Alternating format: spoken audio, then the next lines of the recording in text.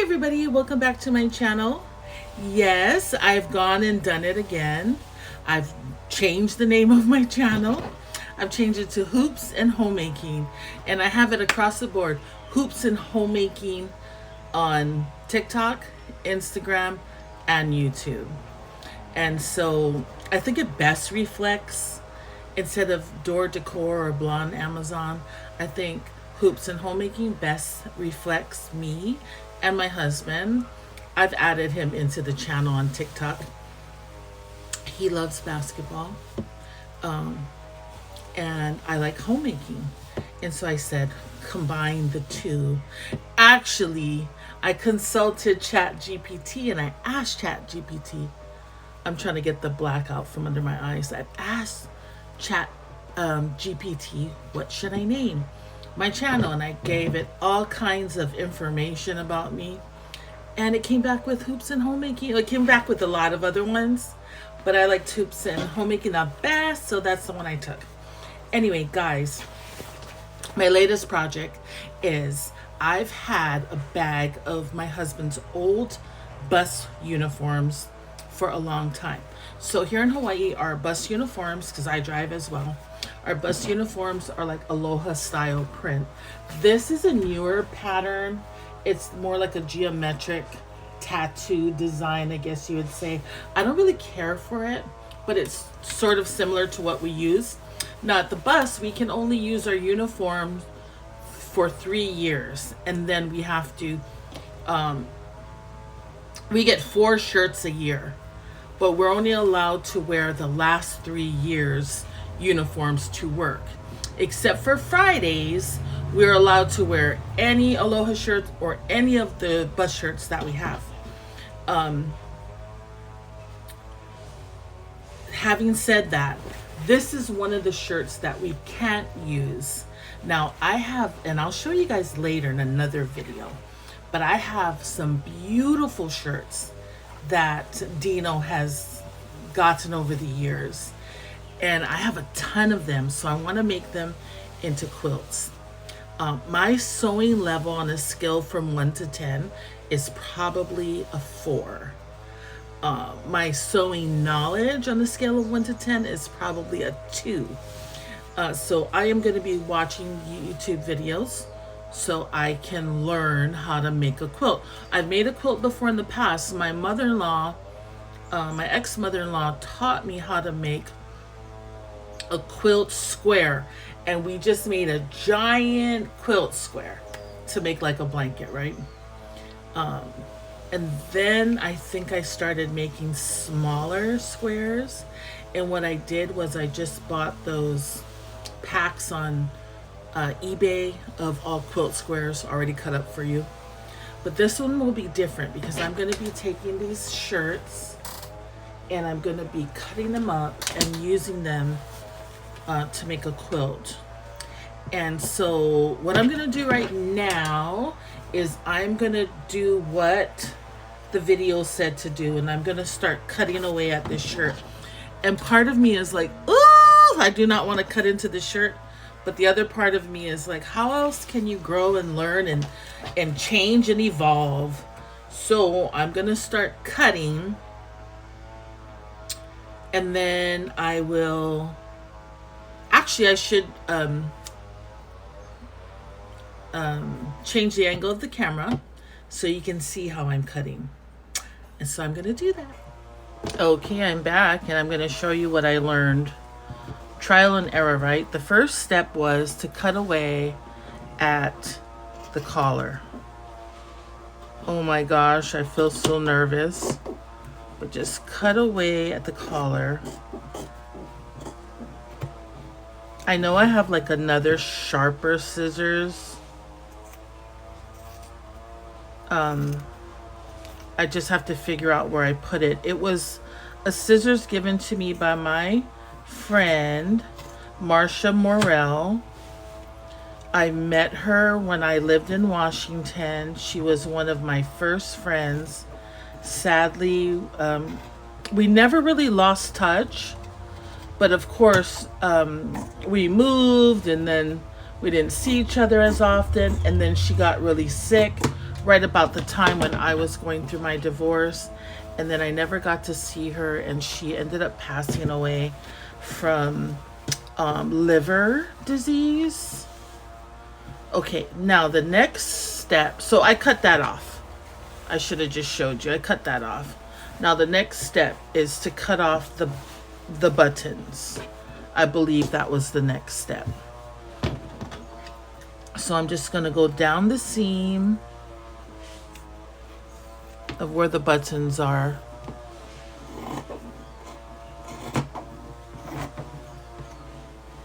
Can you see that? Am I showing it in the frame?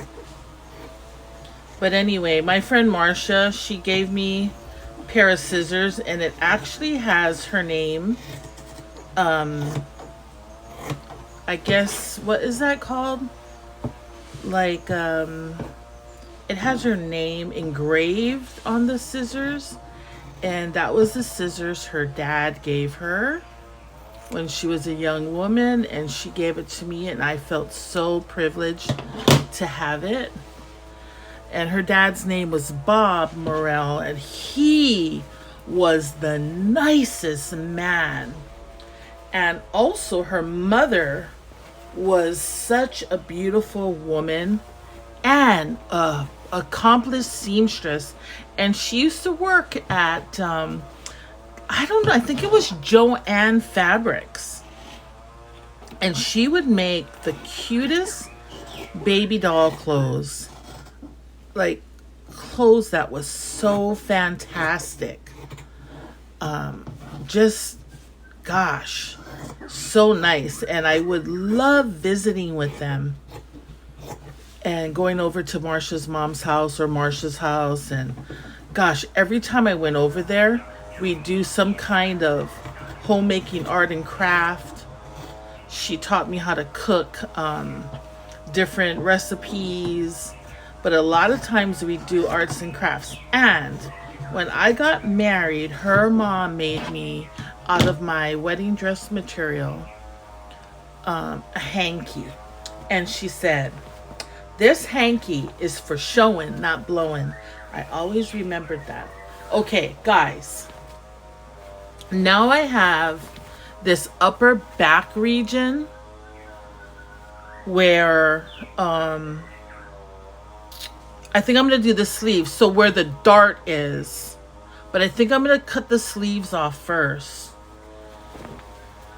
And now we're going to get into the meat of this.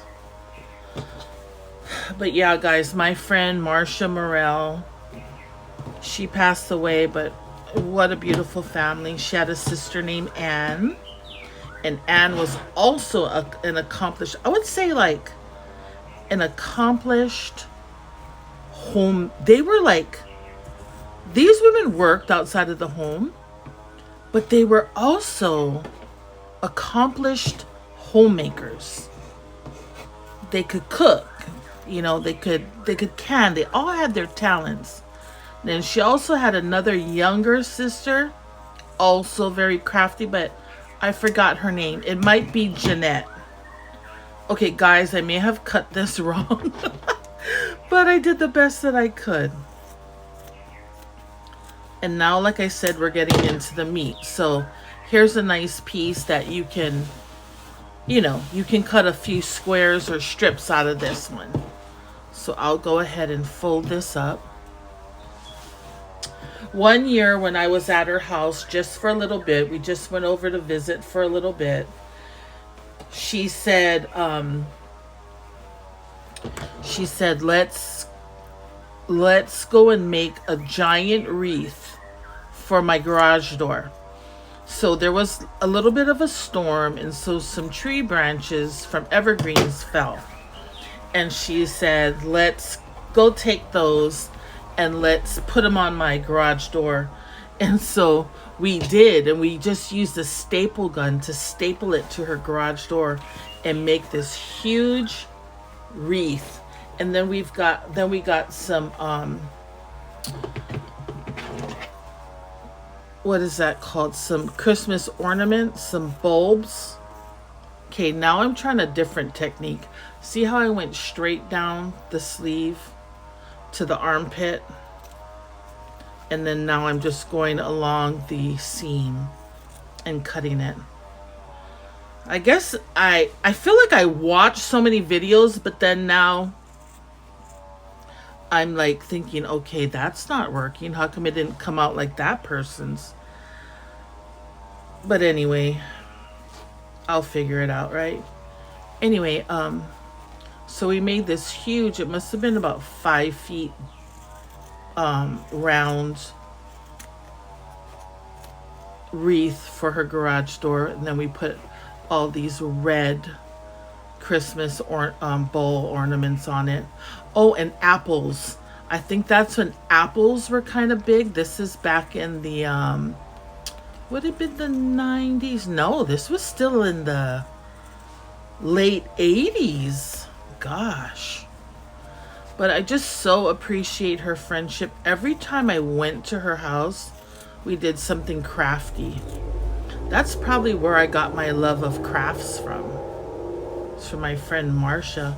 My mom's also an amazing crafter. Just she has so many wonderful ideas and executes the ideas so well. My daughter always tells me that I have great plans and I have good ideas, but she's like, you have no execution.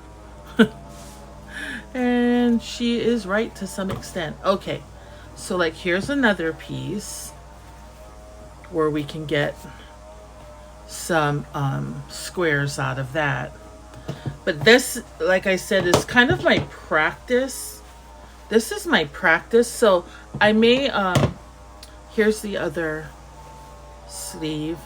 I may just, before I cut into the good, what I feel like are the really nice shirts that I want to use, I'll make a quilt with this blue shirt.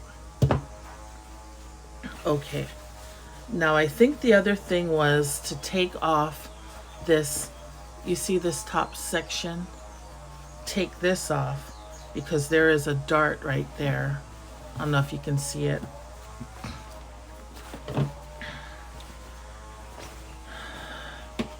I also had a really good mother-in-law from my first marriage, or not to say that my mother-in-law now is not good. My first mother-in-law was very resourceful. She had homemaking down to a science. She raised 9 children, and the woman was always moving. She always moved around.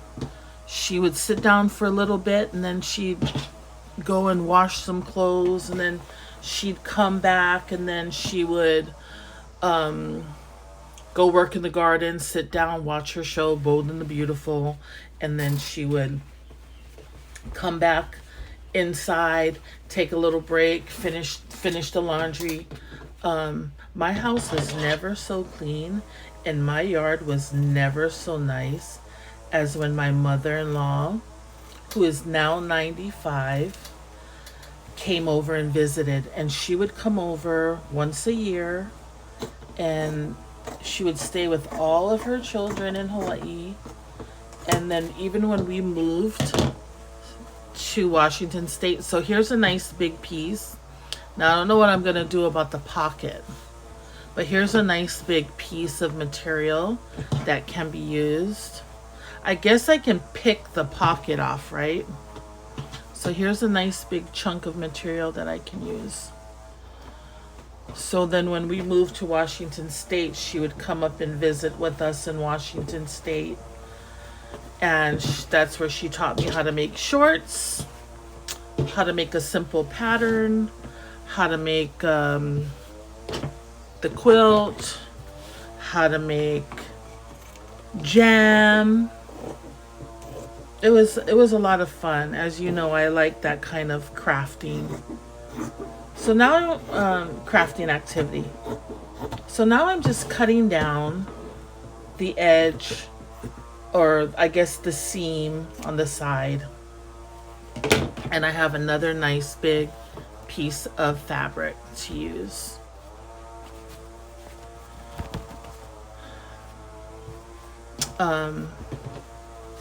Yeah, that's pretty much for my crafting. I like to do paper crafts, but I think because of the economy changing and my living situation, moving from a big 3-bedroom, 3-bath condominium to very small, a very small apartment that I love. Mind you, I love it. I had to really rethink all my collecting that I used to do, all my toys. I had to rethink just everything. Also my YouTube channel, because I am also trying to save for a house. So I had to just rethink everything and just recommit myself to living within my means and not going broke, having a YouTube channel, because you tend to want to buy all this stuff and then show it online and all this stuff. So I really had to recommit myself to just doing the best I can in this economy. And as you guys know, living in Hawaii is very expensive. Dino and I are very blessed, but at the same time, we have not been good stewards with our money, and we didn't have anything to show for our money. So now, Dino and I are on this journey of saving money, living within our means, paying off our bills. Once we pay off all of our bills, we are going to... That nail is so dirty. We are going to look into buying a house in the mainland. So here in Hawaii, we call, you know, the continuous United States the mainland. So now, guys, I have just a huge, but a large piece of fabric, which is the back of the shirt. So, anyway, we made a commitment that we want to save our money, be good stewards of what the Lord has given us, live our lives a little differently, and just see what the Lord has in store for us. The second part, we always call this the second part of our life. You know, this is like the downhill. We're just starting the downhill, I think, or maybe we started a while back. I'm not too sure. But anyways, that's my story, and this is my fabric. Hope everybody is having a great day, and let me know what you think about what I said in the comments below. Take care, everyone.